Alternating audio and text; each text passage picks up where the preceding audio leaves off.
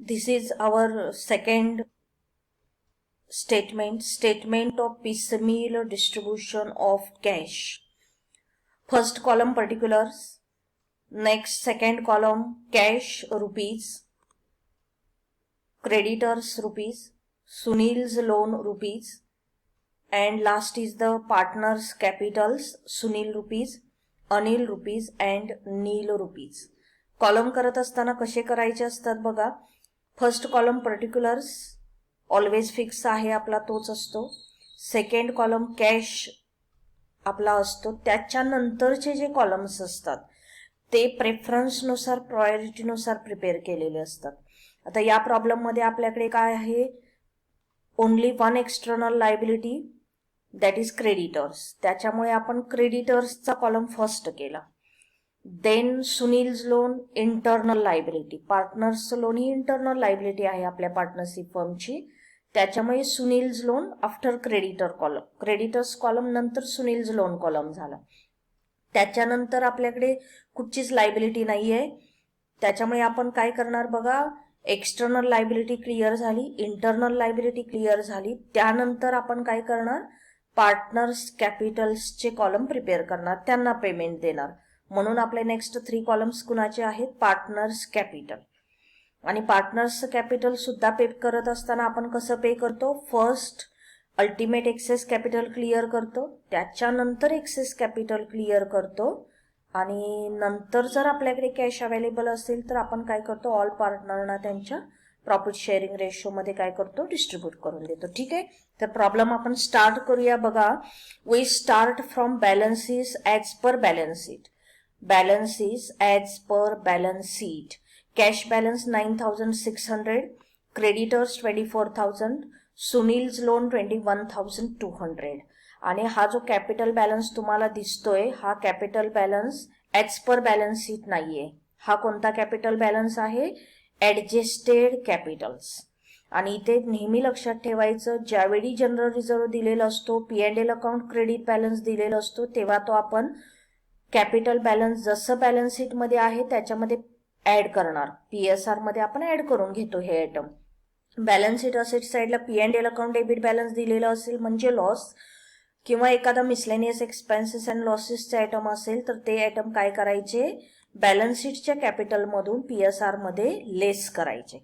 आणि जो बॅलन्स राहतो आपल्याकडे ॲडजस्टेड कॅपिटल, ते कॅपिटल काय करतो आपण, स्टेटमेंट ऑफ सरप्लस कॅपिटल मध्ये पण आपण तेच घेतो, आणि statement of piecemeal distribution of कॅशला सुद्धा ॲडजस्टेड कॅपिटलच घेतो. ठीक आहे, आलं तुमच्या लक्षामध्ये. बघा या ठिकाणी काय झालं, ॲडजस्टेड कॅपिटल घेतलं आपण. आपल्या प्रॉब्लेममध्ये एक ॲडजस्टमेंट दिलेली आहे बघा. फर्स्ट काय दिलेली आहे, estimated realisation expenses ₹4,000. Estimated realisation expenses means projected anticipated realisation expenses of ₹4,000. मग आपण काय करतो, that we made provision for realization expenses. That cash we kept aside from the available cash. That's why here we have written less kept aside for realization, or less provision for realization expenses 4,000. Available cash is 9,600, less realization expenses 4,000. Balance is 5,600, and this 5,600 we will pay to creditors. कारण आपलं payment कुणाला करायचं आहे, first क्रेडिटरना. मग आपल्याकडे ही जी 5,600 रुपये cash आहे ती फर्स्ट कुणाला पे करायची, creditors. First preference external liability, and our external liability is creditors. So here less paid to creditors 5,600. Cash 5,600, less paid to creditors 5,600, balance is nil. तुम्ही या ठिकाणी लिहू शकता less paid to creditors 5,600, 5,600 less 5,600, balance nil. Okay, amount of creditors 24,000, less paid 5,600, balance unpaid 18,400. आणि हे जे remaining balance आहेत ते आहे तसे काय करायचे आपण कॅरी फॉरवर्ड करायचे. नेक्स्ट बघा, आपला जेव्हा कॅश बॅलन्स नील येतो तेव्हा सेकंड आपलं नेक्स्ट रिअलायझेशन असतं, त्याचे पैसे घ्यायचे. First realisation, through first realisation we received 61,280 cash. बघा 61,280. Out of 61,280 we can easily clear the amount unpaid amount of creditors. बघा आपल्याकडे जी कॅश आहे त्याच्यातून आपण क्रेडिटर्सची अमाऊंट इझिली पे करू शकतो. म्हणून काय म्हणायचं, लेस पेड टू क्रेडिटर्स. 18,400 क्रेडिटर्सना पे केले, क्रेडिटर्सचा बॅलन्स काय झाला, नील झाला. ठीक आहे. Next, after clearing of external liability, next preference, next priority to internal liability, and in this particular problem our internal liability is Sunil's loan and amount of Sunil's loan is 21,200. आपल्याकडे available cash आहे, आपण check करायचं. कसं करणार बघा, 61,280 लेस 18,400. आपल्याकडे sufficient cash balance available आहे, त्याच्यातून आपण लोन क्लिअर करायचं. म्हणून इथे काय लिहिणार आपण बघा, less paid loan, otherwise less clear Sunil's loan. 21,200 less 21,200. Sunil's loan amount 21,200 less 21,200, balance nil झाला. ओके, एक्सटर्नल लायबिलिटी क्लिअर झाली, नील झाली बॅलन्स. इंटरनल लायबिलिटी सुद्धा काय झाली, क्लिअर झाली, नील झाली. आता पेमेंट कुणाला करायचं बघा, आपल्या स्टेटमेंट ऑफ सरप्लस कॅपिटल मध्ये जायचं, ते स्टेटमेंट बघायचं. त्याच्यामध्ये बघा नीलचं अल्टिमेट एक्सेस कॅपिटल आहे 10,480. बरोबर, तुमच्या नोटबुकमध्ये प्रॉब्लेम असणार, साईडला रेफरन्स घ्या तुम्ही. तिथे माझ्यावरती बरेच लिमिटेशन्स येतात या पीपीटी प्रेझेंटेशनच्या थ्रू तुम्हाला समजावताना. तुम्ही नोटबुकमध्ये बघा अल्टिमेट सरप्लस कॅपिटल नीलच्या कॉलममध्ये दिसतं 10,480. आपल्याकडे सफिशियंट कॅश अवेलेबल आहे, त्याच्यामुळे काय करायचं, अल्टिमेट एक्सेस कॅपिटल क्लिअर करायचं. त्याच्यामुळे आपण इथे लिहायचं less paid to Neel and clear his ultimate excess capital. मी इथं ते लिहिलेलं नाहीये, तुम्ही ते लिहायचं आपल्या नोटबुकमध्ये, less paid to Neel and clear his ultimate excess capital 10,480. Clear झाले 10,480. आता काय करायचं बघा, कॅश रिसिव्ड 61,280 लेस करायची 18,400 लेस 21,400 लेस 10,480. अजून पण आपल्याकडे सफिशियंट कॅश बॅलन्स अवेलेबल आहे. मग आपण काय करायचं बघा, आता सरप्लस कॅपिटल क्लिअर करायचं.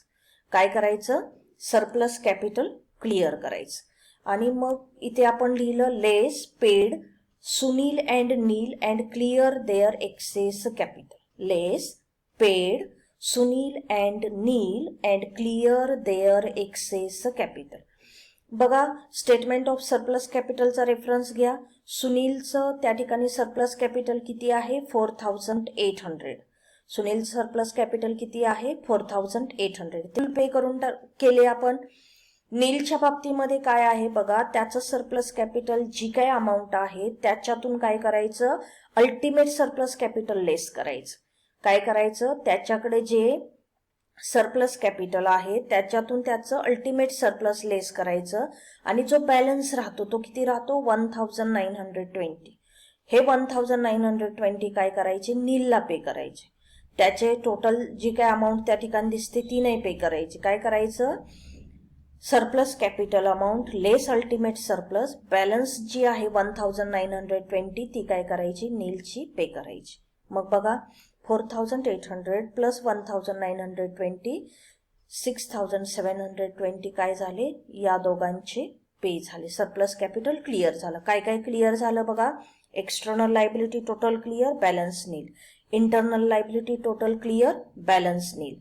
Ultimate surplus capital clear, surplus capital clear. आता कुणाचंही प्रेफरन्स किंवा प्रायोरिटी आपल्याकडे शिल्लक नाहीये, तरीही आपल्याकडे कॅश बॅलन्स अवेलेबल आहे 4,480. बघा हे जे 61,280 आहेत याच्यातून जे जे पेमेंट केले त्या अमाऊंट काय करायच्या, लेस करायच्या. आणि लेस केल्यानंतर बघा 61,280 लेस 18,400 लेस 21,200 लेस 10,480 लेस 6,720. तुमच्याकडे अजूनही कॅश अवेलेबल आहे 4,480.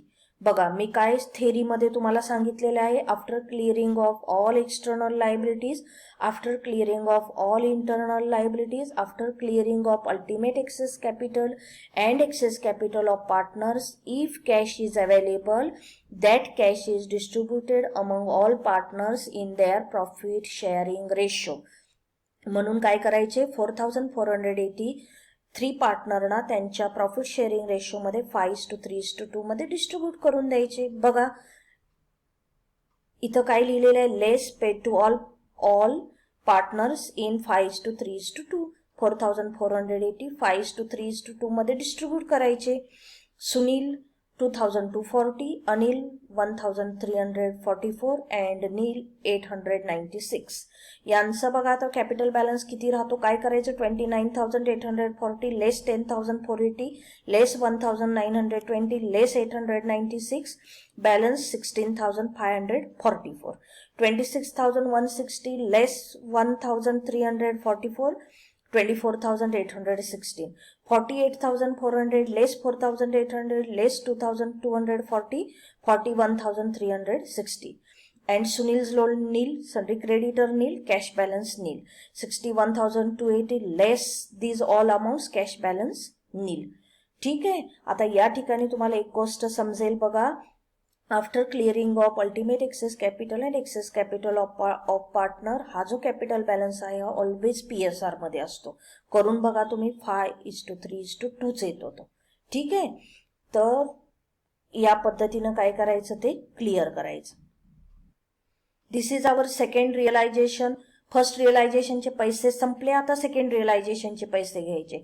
Second realisation 28,720. बघा कुणालाही पेमेंट करायचं नाही आहे, मग काय करणार, सेकंड रिअलायझेशनचे पैसे ऑल पार्टनरना डिस्ट्रीब्यूट करून टाकणार. म्हणून इथं लिहायचं less paid all partners in 5:3:2 और in PSR. Okay, 28,720 paid to all partners in 5:3:2. First partner Sunil will get 14,360, next 8,616 and last partner Neil 5,744. आणि जे काय अबोव कॅश बॅलन्स आहे कॅपिटल त्याच्यातून हे अमाऊंट लेस करायचं. आपल्याकडे बॅलन्स किती राहतो बघा, कॅश 28,720 लेस 28,720 बॅलन्स नील. आणि इथं कॅपिटल बॅलन्स राहतो 10,800 16,200 and 27,000. Last realisation, third realisation 21,000. Last रिअलायझेशनला एक पॉइंट लक्षात ठेवायचा बघा, जी काही surplus provision we made for realisation expenses that will added back at the time of third realization at the time of last realization. या प्रॉब्लेमचं third realisation last realisation आहे, म्हणून आपण काय केलं, लास्ट स्टेपमध्ये 1,000 सरप्लस प्रोव्हिजन ऍड करून घेतली. बघा स्टार्टिंगच्या कॅशमधून 4,000 लेस केलेत प्रोव्हिजन, पण ऍक्च्युली पे करण्यासाठी आपल्याला 3,000च यूज केलेले. 1,000 जे एक्सेस आहे सरप्लस आहे ते ऍड बॅक करून घेतले आपण. म्हणून इथे काय लिहिलं, add surplus provision 1,000. Through third realisation we get cash 21,000, add 1,000 excess provision surplus provision.